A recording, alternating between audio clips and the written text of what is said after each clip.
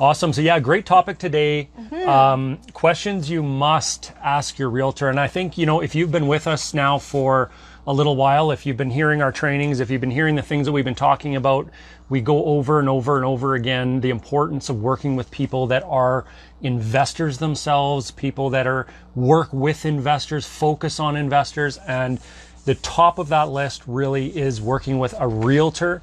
And so that's really what we're going to get into today, the importance of asking specific questions, because if this is a key part of your team, this is a really important part of your team.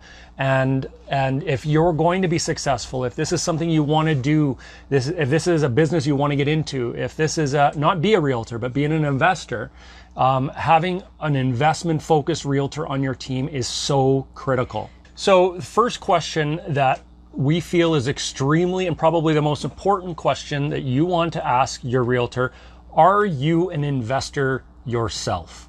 Okay. You want your realtor to be an investor themselves. You want them to understand the language. You want them to have actually done it. So, whether that means they've owned an investment property or whether that means they've done a flip or whatever it is you're looking for, you want them to have done it. And the reason for that is because if they've done it, they've struggled. They've seen the struggles. They've dealt with the struggles. And then they can also help you through those struggles, especially if you're first starting out. One thing we always say is, it's easy to buy real estate. And for those of you that are just starting out, that seems a little bit like, yeah, right. But really, you'll find that it's easy to start buying real estate. To get into real estate is easy. To stay in it is the hard part, for one. We always say that. But, when you're getting into real estate, that's easy. So you want someone who's been in it, but been in it for a little while. So they've had that, they've been kicked in the teeth a couple times. They've had those midnight move outs. They've maybe had the, insurance issue or whatever it might be. And then they also have, the team that helps them fix those things in that market. So it's not, a matter of, I bought a property, or I have a property I just, started investing in the last month, year, whatever. This is, have you been investing for 2, 3, 4 even years in this market?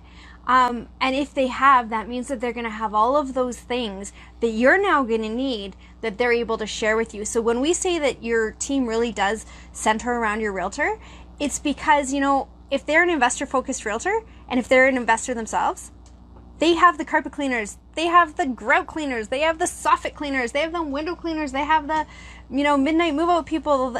They have all of those contacts for you. And that's huge. They can they become the quarterback of your team. Okay. So you build up your team and you're building relationships as investors. Yeah. That's just so important. But your realtor, and what we found is the realtor is usually the quarterback of that team. So they're the ones you go to find out what the next play is. They're the ones that go to that make the decision as to where you should go next and what you should look at next. And then they have all the team members, as Tiffany said, that you're going to need as well. Why?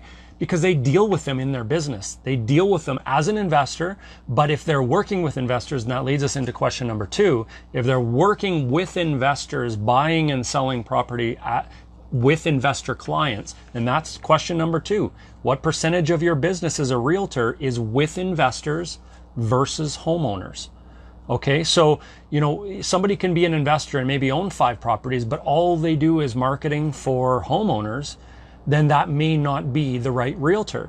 You want them to do a large percentage of their business. And so this changes now depending on the market and things like that. You want a large percentage of their business to be with investors. Yeah, so what percentage? So is there a minimum percentage? Not necessarily. But we want a large percentage of their business to be with investors. Why? Because dealing with an investor is so different than dealing with a homeowner. And I'm going to tell a quick story, if that's okay. Quick story is about when I first became a realtor. And I was in an office, a small office with about 5 or 6 realtors. And when they heard that I was coming into the brokerage as a realtor, they said, and they knew I was focusing just with investors. They said, that is so awesome because we hate dealing with investors. That's how most realtors feel about us. Exactly. I want that to sink in for a second. Most realtors, when you tell them and you go out there and say, hey, I'm an investor, they don't necessarily want to work with you. Okay? Most realtors. Now, investment focused realtors, totally different. But most realtors that deal with homeowners, why don't they want to work with investors? Because us as investors do not typically, and we should not, get emotionally involved in the purchase. Now, look at it from a realtor's point of view.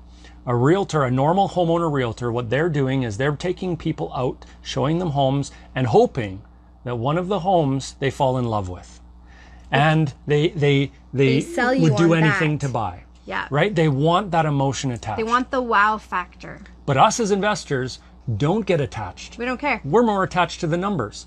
And so when we don't get our emotions attached, and maybe we have to look at several properties, and what happens? A lot of times what happens is they're like, these people are a waste of time. And they don't give you the attention that you need. You don't get it. Now, the good investment realtor understands that you as an investor can be one of the best clients, because if you buy the right property once and it's working out, you're going to buy another one, and you're going to buy another one, and you're going to buy another one, and you're going to be their best client. But most realtors don't understand that, and that's because we don't attach our emotions to these purchases. So just keep that in mind. You want to be working with somebody that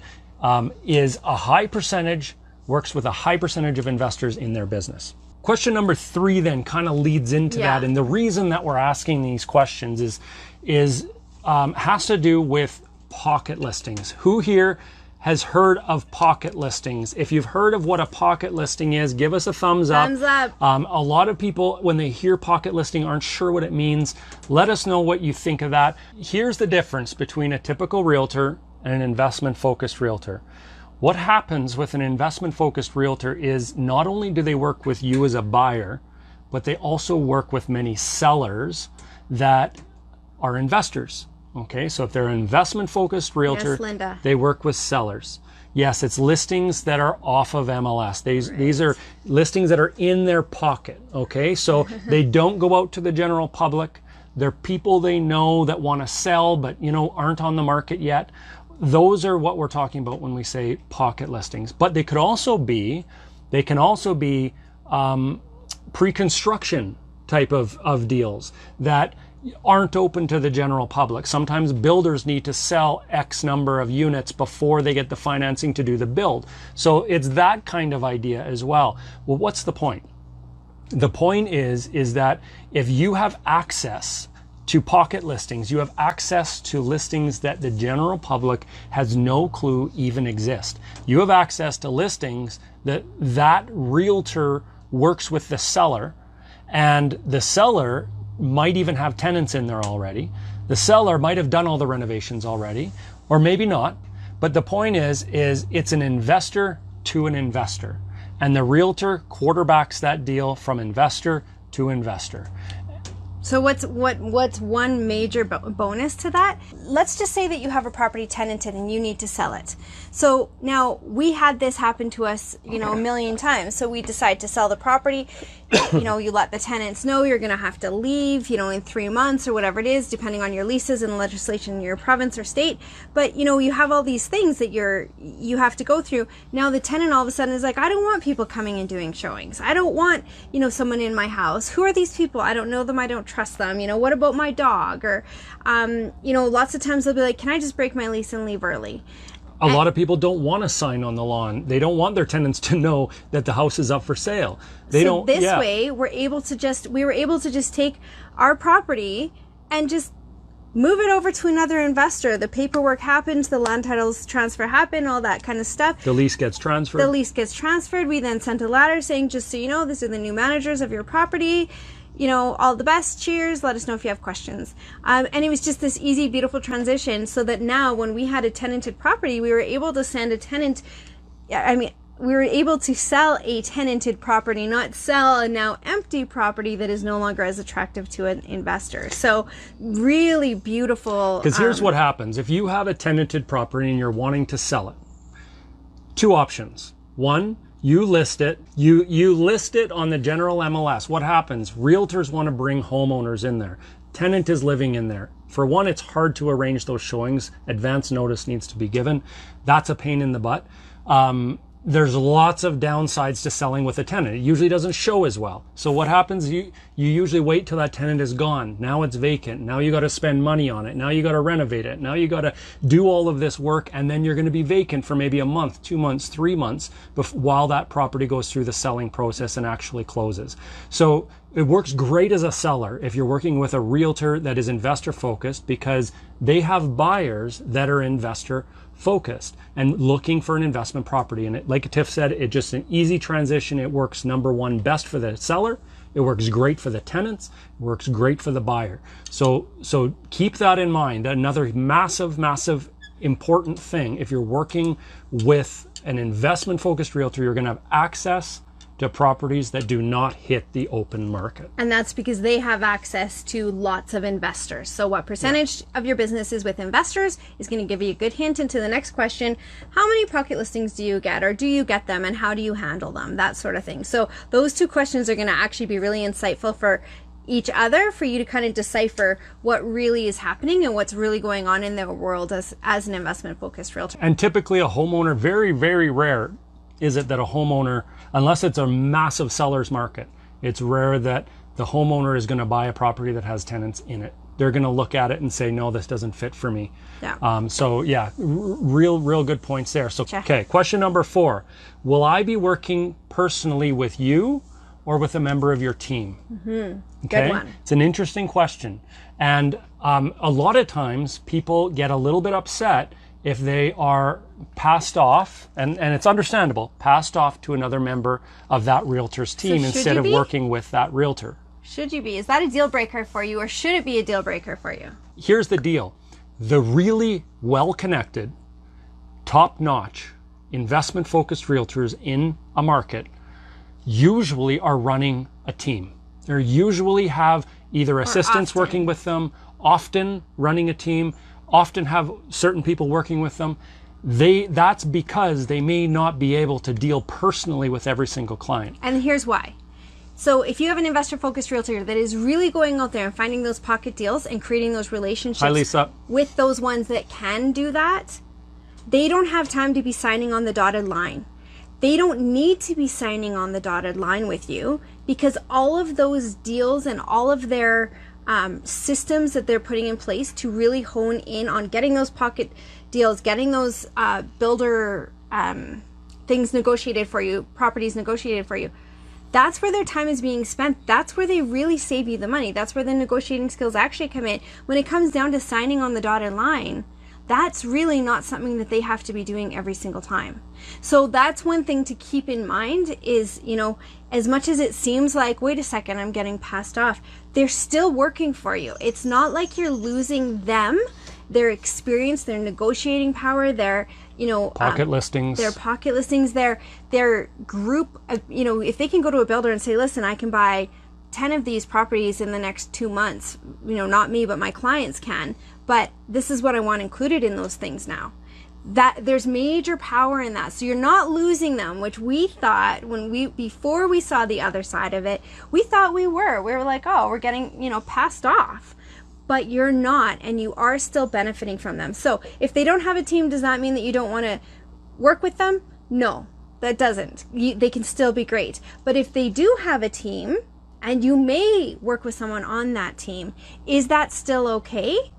It oftentimes is. Now, you might not like that person as much. That might be a deal breaker for you. You might ask to be moved to somebody else. That's okay too.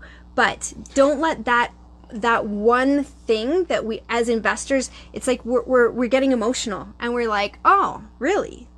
So you don't care about me at all. And that's why we suggest to ask that question up front. So, am I going to be working with you if you're talking to a team lead, or you're talking to an investment-focused realtor, or am I going to be working with one of your team members? Working with one of their team members still gives you access to everything that realtor team has.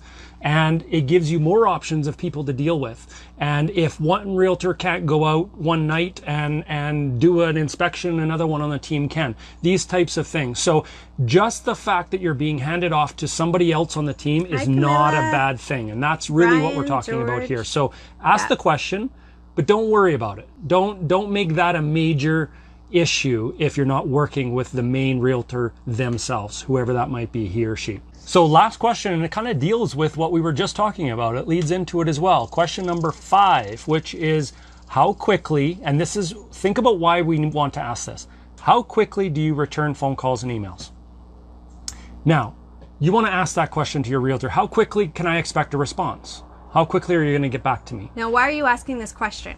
It's important. Are you asking this question so that you can find out that they'll get back to you within an hour? What do you want? Who here, give me a thumbs up if you want your realtor to get back to you with every email and phone call within 5 minutes. Give me a thumbs up. For 5 seconds. It is our natural inclination as investors that we would want that we would feel, you know, we're on a timeline, often in a hot market. We need people that are just going to be like this with us. But actually, that's not why you're asking this question. The reason you're asking this question is just to set expectations, so that you know what to expect. They know what to expect. Their answer might be 2 days. If that's the case and you're in a hot market, you might have to come back to them and say, you know what? We need to systemize this a little more. What can we do? I was talking with some clients yesterday, and we kind of said, you know, lots of times it's okay for you to put in an offer in a hot market based just on numbers and have a condition that you'll, you know, view tomorrow, first thing in the morning. So you're putting in, once you have this relationship with your realtor, you're going to text them and you're going to say, I want to put an offer in. Not, hey, can you look up this, and this? It's, hey, I ran the numbers on this property. This looks good. I'd like to put an offer in. Yeah. So keep that in mind, is that, you know, what my expectation, if this is all about setting up expectations, guys, is your expectation should be that realtor should get back to you within 24 hours. Okay? Absolutely. So you want, and Sean mentioned it in here, you want a realtor that's busy. I want them to be busy. You want a realtor that is working with lots of clients. Why? Because lots of those clients are seller clients. Lots of those clients are clients that you want access to. You want them to be busy. You don't want a realtor that can return your phone call within 5 minutes. If a realtor can return, and sometimes, hey, it happens. It happens, okay? Yeah, sometimes they can get back to you right away, even if they're super, super busy. However, unless they're in the middle of a negotiation with you, okay, so that's different. If they're in the middle of negotiating on a property, then that's different. I'm just talking about working with a realtor to find a property, to search for a property. You have a question, that sort of thing. Sometimes we think they should get back to us immediately, but we don't necessarily want that. If they can get back to us immediately all the time, that usually means they're not busy. That usually means they're not running a great investment-focused business. That usually means they're not an investor themselves. That usually means all of these things. So just keep that in mind. What we're trying to do here is set up expectations. Yeah. How quickly do we want them to return phone calls and emails? We want them to return that within a 24-hour period. That's what your expectation should be. That was question number 5. Okay, so question number 1. How many investment properties, or do you own investment properties in this market? You want to know that they are an investor themselves. That's question number 1, not 5. Question number 1. Question number 2, what percentage of your business is working with investors versus homeowners? You want that to be a high percentage. Question number 3 is, do you have access to pocket listings or properties that are not on the general market? And if so, do I have access to those as well? So ask that question. You want a realtor that has properties that aren't on the general market. Question number 4, will I be working with you personally or a member of your team? And that is just for you. That's to set up your expectations so that if they say, you know what, you're going to fit perfectly with Susan, or you're going to work perfectly with Kevin, whatever it might be, you want to know that up front. And it's okay to be working with a member of a team. It's okay. There's nothing wrong with that. Just have your expectations set up front. Yeah. Question number 5, how quickly do you return my phone calls and emails? If, you know, there's a difference, again, and I want to repeat this, huge difference between when you're negotiating on a property or placing an offer, you want response right away because you need that. They have to be available to you. But if you're just starting your search, if you just want properties sent your way, if you're just asking questions about the market, if you're just asking for a referral to a painter, these types of things, this is what I'm talking about. Within 24 hours, they should be getting back to you. But ask that question so that your expectations are set up front. And that's what this is all about. And again, as investors working with the realtors, as realtors working with clients, and now as, realtors managers that, we now, pair people up with investment focused realtors across Canada, and we've heard the stories and the disappointment and the expectations, and so that's what a lot of these questions are, is so that for one, who you're working with, but also so that you've set your own expectations and you don't take things personally, because this is not a personal business. This is it is a personal business, but this isn't a business where we can get hurt feelings. But it's easy to, when we feel like we got left to the side, like, oh, so you're not even working with me, or you don't even care to return my calls. But it's not about that. And so we just want to take that emotion out for you and set that expectation so that you can go in and work with these great realtors without feeling like you're second best, because you really are not. It's just the nature of this little niche business, as investor focused realtors.